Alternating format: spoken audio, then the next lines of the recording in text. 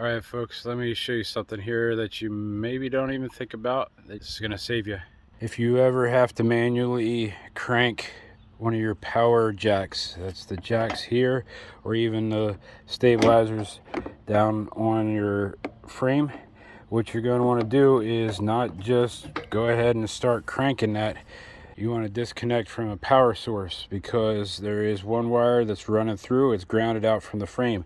That one wire feeds back through into your system with your 12-volt system, and when you crank that, you can actually generate power, and that by generating that power, by turning that motor, can back feed power back into your battery and cause some major damage to your battery or anywhere in the system at that point. So the easiest way to do that is if you have an inline fuse like this one does, you're going to pop that open and just take that fuse out, just pop it out of there, and that disconnects you from your power source.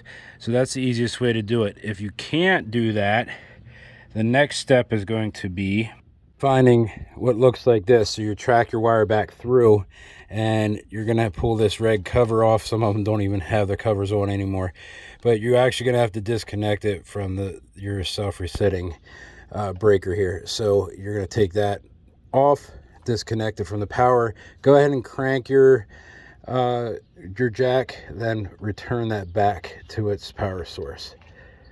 Thanks for watching. Make sure you subscribe and follow us for more tips and tricks in full-time RVing and part-time RVing. Have a good day.